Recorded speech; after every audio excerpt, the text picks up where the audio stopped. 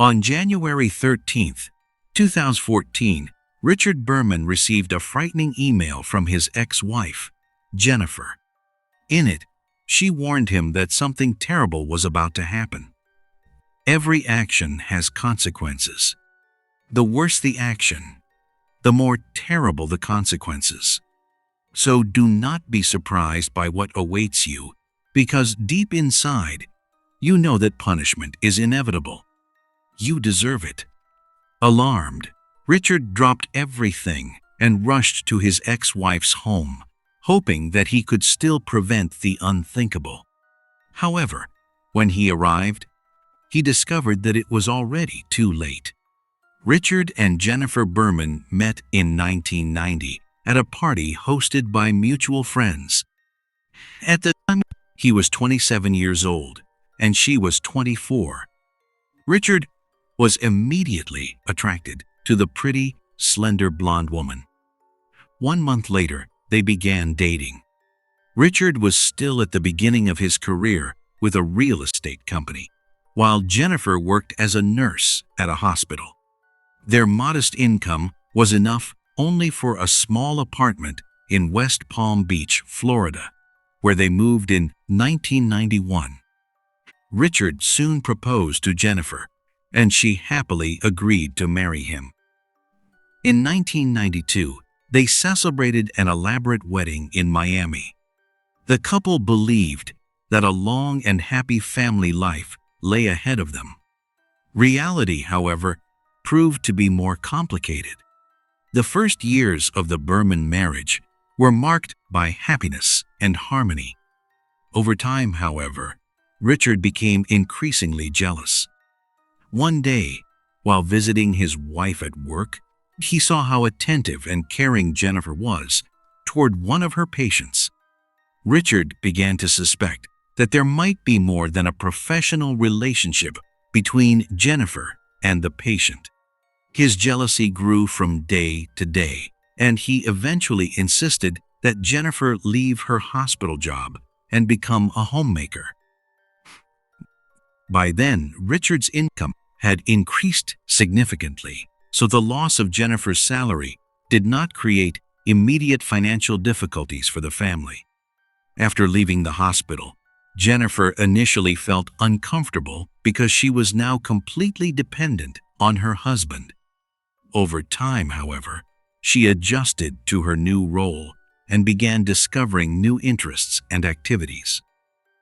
In 1994, the couple purchased a luxurious $1 million property with the help of a mortgage in a historic and prestigious area of West Palm Beach. Jennifer enthusiastically devoted herself to decorating the new family home. The Bermans had planned to have children since their wedding, but for a long time, their wish remained unfulfilled. Only in 1997, after lengthy and expensive treatment, did Jennifer become pregnant. Their long-awaited son, Alexander, known as Alex, was born first. Their daughter, Jacqueline, also known as Jackie, was born the following year. Jennifer adored her children and devoted herself completely to raising them. She was passionate about classical music and was delighted to discover that her sons and daughter shared her enthusiasm. As teenagers, Alex and Jackie attended the selective Alexander W. Dreyfus School of Arts in West Palm Beach. Both children displayed exceptional musical ability. Alex was an accomplished cellist, while Jackie excelled as a violinist and was also an outstanding student. Other parents regarded Alex and Jackie as role models for their own children. Jennifer devoted herself fully to supporting their development. She drove them to school, picked them up after classes, and accompanied them to rehearsals, concerts, and performances. Alex and Jackie frequently performed as members of school ensembles. Meanwhile, Richard Berman dedicated himself to his work so that he could provide his wife and children with a comfortable, worry-free life. At first, he succeeded. Step by step, he advanced professionally and eventually became a leading figure at the real estate company where he had begun his career many years earlier. In 2007, however, the mortgage crisis struck the United States and caused serious problems throughout the real estate market. Mass layoffs, falling property values, bank failures, and widespread economic hardship followed. Richard's company did not close, but his income fell drastically. He could no longer support the family's accustomed standard of living by himself. Although he had promised Jennifer years earlier that she would never have to work again, he was now forced to ask her to find a job because they otherwise risked losing their luxurious home. By then, Jennifer had not worked for more than 13 years. She had become so accustomed to being a homemaker that she immediately rejected Richard's request that she return to hospital work. This led to growing tension in their marriage. 1 year later, in 2008, Richard filed for divorce.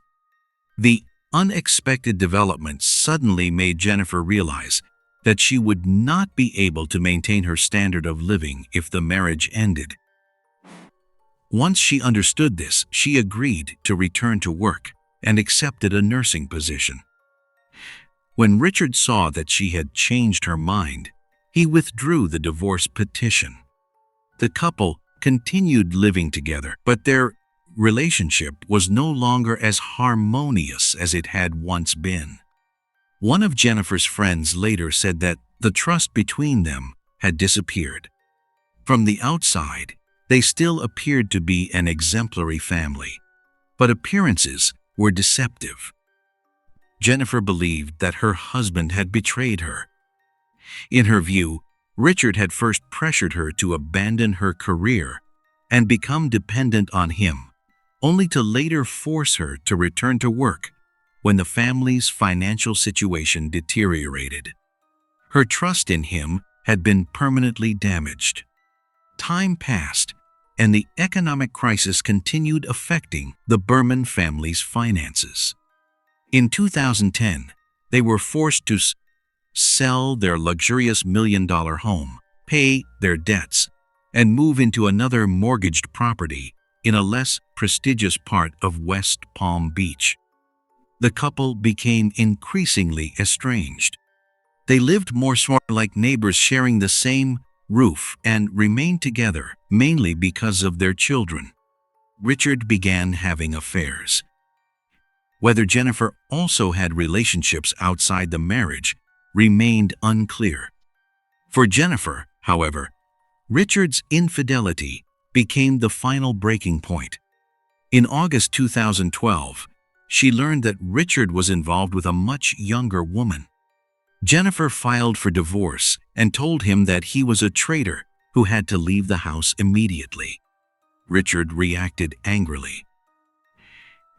He was unwilling to leave a property on which he was still making mortgage payments. He said that he did not want a divorce and was satisfied with the existing arrangement. He allegedly told Jennifer, "You will not get a cent from me. If you think that after the divorce I will give you the house, continue paying the mortgage, and also make support payments, you are mistaken." The divorce proceedings continued for a long time. Neither Richard nor Jennifer was willing to give in. They remained in the same house with their son, Alex, and their daughter, Jackie.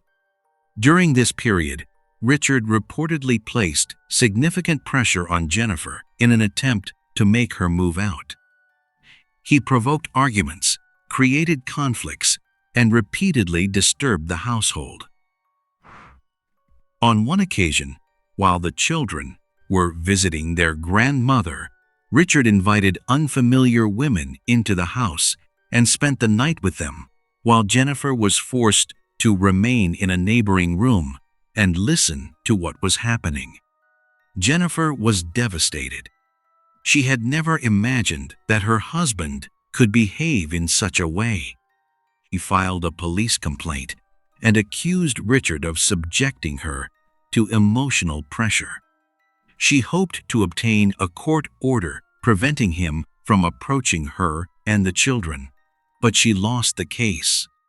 Richard hired experienced attorneys and secured the right to continue living in the jointly owned home. The only point on which its parents still appeared to agree was that they should try to protect their son and daughter from their open conflict. That fragile arrangement lasted until the spring of 2013, when Richard reportedly held another gathering with questionable guests. Jennifer finally lost patience and told him that she would temporarily move with the children into her mother's home. Jennifer's mother also lived in West Palm Beach. She was elderly and seriously ill, and almost all of her pension was spent on medication and medical appointments. Jennifer knew that she could not rely on her mother for financial support. At the time, Richard continued delaying the divorce proceedings, which meant that Jennifer was not yet receiving regular post-divorce support. The costs of caring for Alex and Jackie therefore fell largely on her. In April 2013, Jennifer reportedly pawned an expensive watch that she had inherited from her late father. She used the money to buy clothing for the children and fuel for her car. She was desperate and ended her relationship with her divorce attorney because she could no longer afford the legal fees. At the same time, she petitioned the court and requested financial assistance from Richard, but he remained unwilling to compromise. Jennifer continued working as a hospital nurse. She performed her duties well, but financial hardship forced her to take additional work. At night, she cared for an elderly man.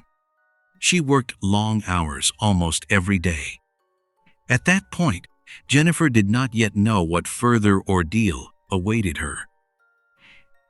In September 2013, her mother's health deteriorated dramatically. Only a few days later, the elderly woman died. Jennifer was already emotionally exhausted, and her mother's death affected her deeply. She fell into a severe depression and was barely able to attend her hospital shifts regularly.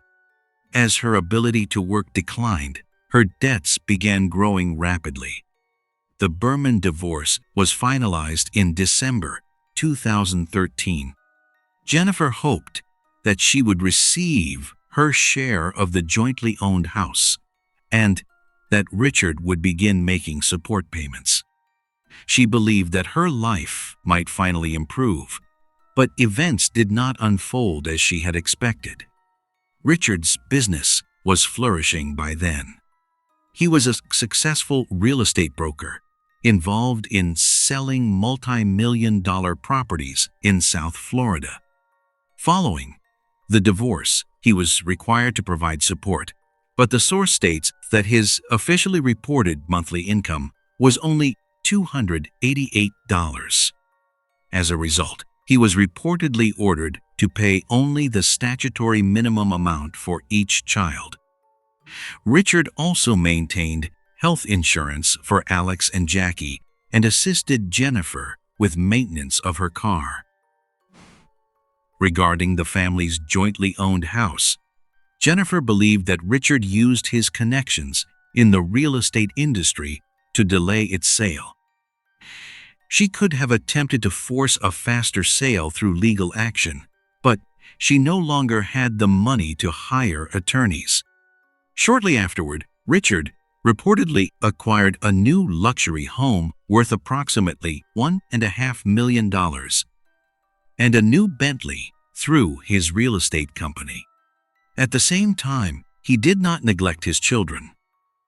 He gave them expensive gifts and took them to restaurants and various events.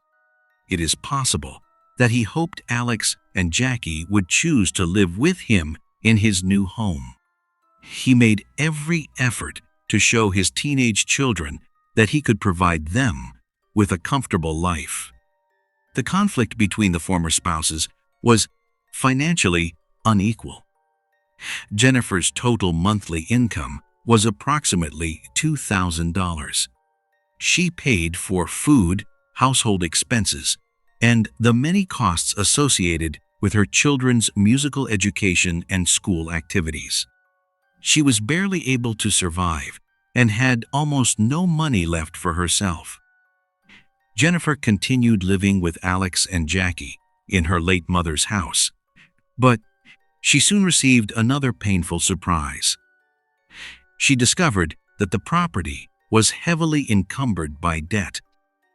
Her mother had taken out a substantial loan to pay for medical treatment while fighting for her life, but she had hidden this information from Jennifer.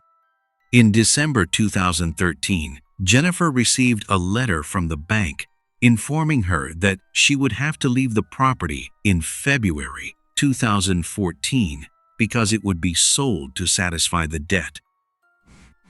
After everything that had happened, increasingly dark thoughts began forming in Jennifer's mind. Near the end of 2013, she moved with Alex and Jackie out of her late mother's house and returned to the now empty former family home where the four Bermans had once lived together happily. During a conversation shortly before New Year's Day, Jennifer told a friend that she was exhausted and could no longer see any purpose in living. Her friend strongly advised her to see a psychiatrist. Jennifer followed the advice and consulted a doctor who recommended several psychotherapy sessions. She had neither the money nor the time to attend them, however, so her treatment was limited to antidepressant medication.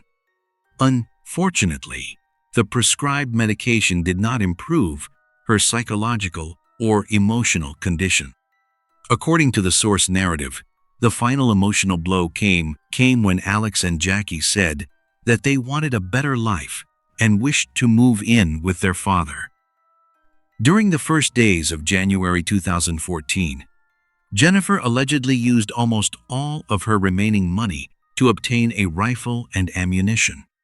Some details in the original account concerning the weapon could not be independently confirmed. During the night of January 12th into January 13th, Jennifer waited until Alex and Jackie had fallen asleep. She took the weapon, entered her son's room, and then went into her daughter's room. She later Richard a message containing the words, "You deserve it." She then fired the weapon once more. Richard did not read the message until several hours later. He called Jennifer's number, but nobody answered. He hurriedly gathered his belongings, got into his car, and drove toward his ex-wife's house. It was approximately 8 o'clock in the morning. While driving, he called emergency services. Despite repeated warnings from the dispatcher to wait for police, Richard entered the house. Inside, he encountered a horrifying scene. Richard went into Alex's bedroom. As he entered, he heard the alarm clock ringing, but his son lay motionless in bed. When Richard moved closer, he saw blood coming from the boy's ear. He could barely understand what he was seeing. He then found Jackie in her bedroom. She was also lying in bed and had suffered a gunshot wound to the head. Jennifer was found in the kitchen. Blood spatter was visible on the walls, and the rifle lay near her. 2 empty wine bottles stood on a round glass table. Richard also found a note that his ex-wife had left behind. The note said, "I feel for those who loved us and who are now hurting." Jennifer had previously sent a similar message to a cousin with whom she had been very close. In that message, she wrote that she no longer had the strength to deal with the difficulties of life and intended to end her life and take her children with her.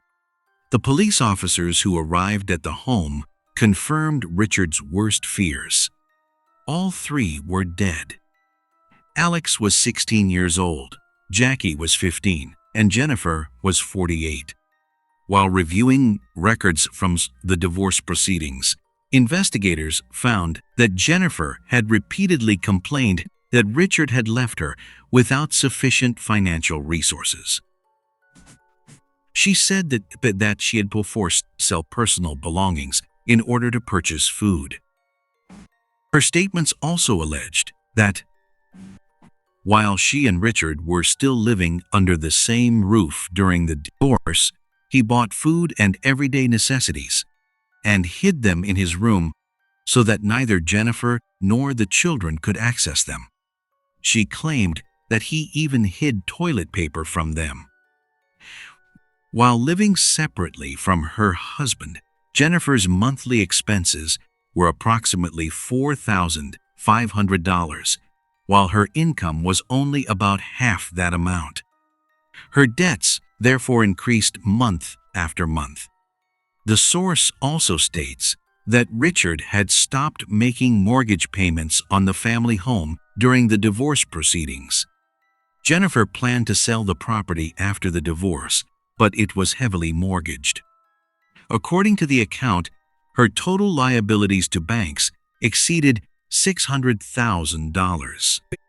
Relatives believed that the financial situations contributed to the terrible tragedy in the Berman family.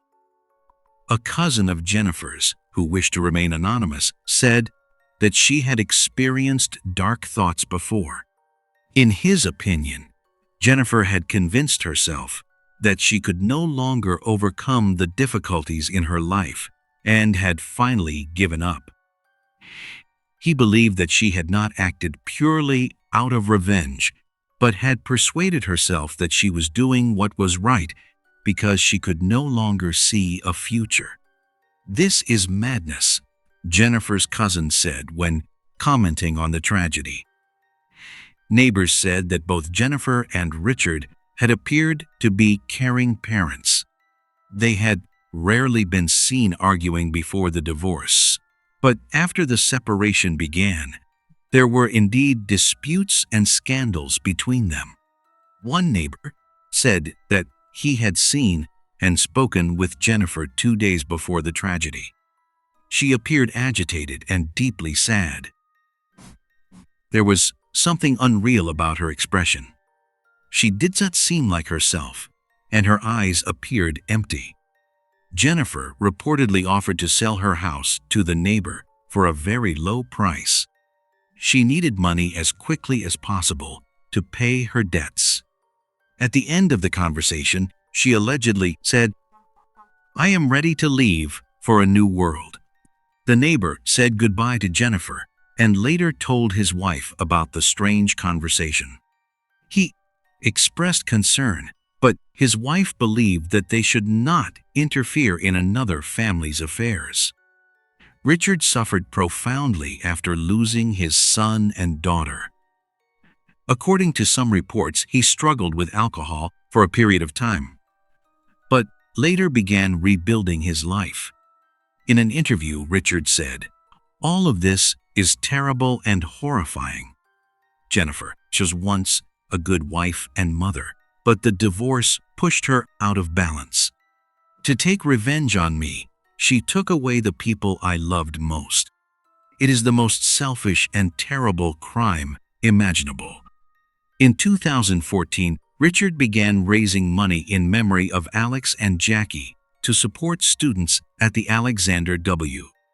Dreyfus School of the Arts. The initiative was intended to help students obtain instruments and participate in performance trips. Later accounts reported that Richard remarried, continued working in real estate in West Palm Beach, and remained involved in preserving the memory of his children. Thank you for watching, and take care of yourselves.